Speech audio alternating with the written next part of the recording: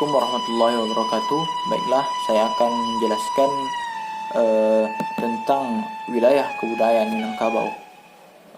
Pertama, tentu awak sama-sama mengetahui bahwasanya uh,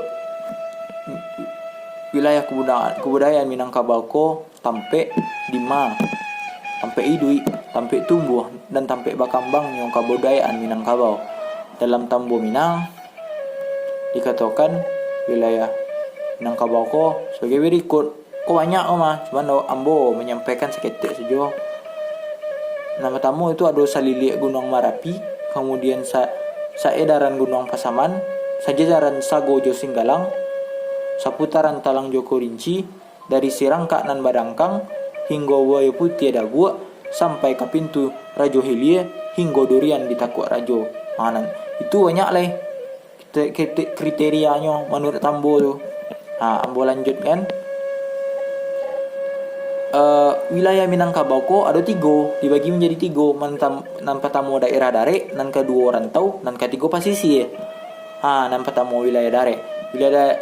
Wilayah dare ko wilayah asli Minangkabau. Itu ada 3. Nan pertama luhan. Nan pertama masuk ayo. Nan pertama luak tanah data. Luak tanah data ko disobek jo luak nan tuo. Di karonan onyo luak nan ado pertama di Minangkabau ko. Ungkapan khas luak ko bumi yo lembang, airnya tawa, ikannya banyak. Artinya iko menggambarkan masyarakat yang ramai, statusnya tidak merata.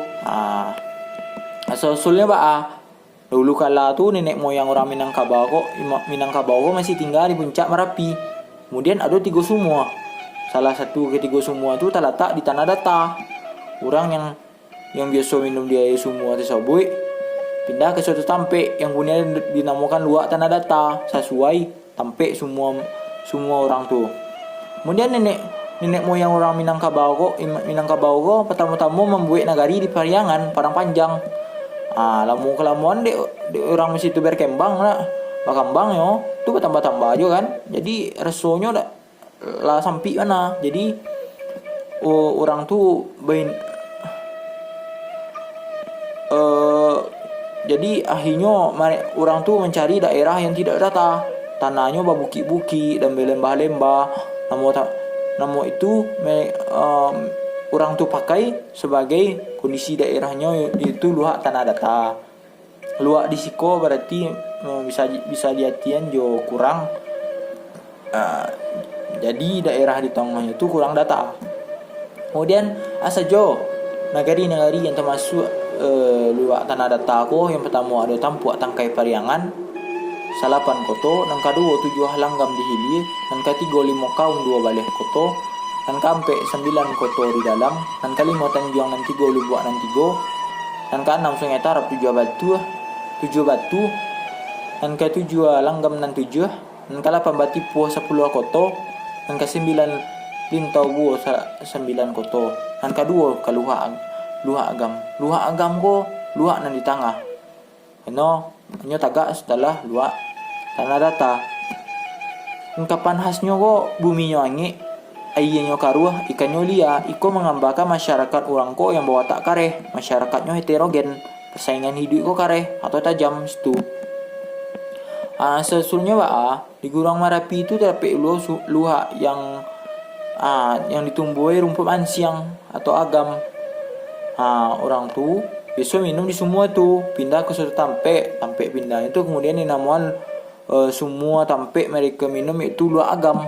Setelah rombongan tanah data berangkit dari Pariangan Padang Panjang, berangkit pululah rombongan kedua menuju utara. Di tampek tujuan itu menemukan daerah yang dipenuhi oleh tumbuhan mansiang atau agam. Akhirnya tampek itu dinamakan Lubuk Agam yang kemudian berubah menjadi Luak Agam. Kemudian saja nagari-nagari yang termasuk luak agam. Yang pertama ada Ampe-Angke, dan kedua Lawang nan 3, dan ketiga nagari Sakaliang dan Maninjau. Kemudian kita masuk ke luak 50 koto. Luak 50 koto ko disebut jo luak nan bungsu karena nyo luak nan terakhir di Minangkabau. ungkapan khasnya itu buminya saja airnya jani ikannya jina. Artinya iko menggambarkan masyarakat yang homogen, yang penuh kerukunan, memiliki ketenangan dalam berpikir. Asal usulnya semua yang kategori puncak nama Merapi itu menjadi tampek minum 50 keluarga.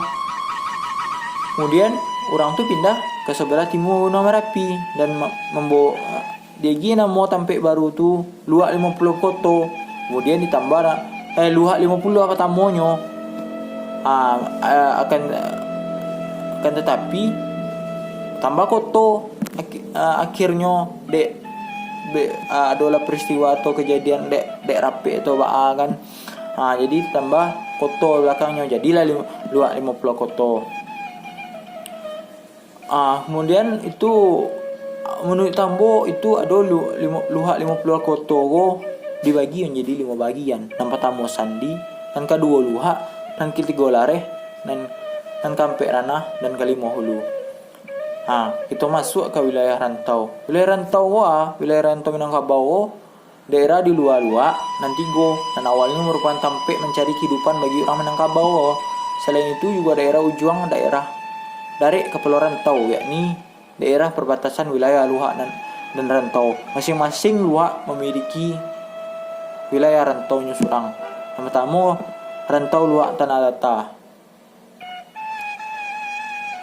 Orang luak Tanah Datar merantau ke arah barat dan tenggara.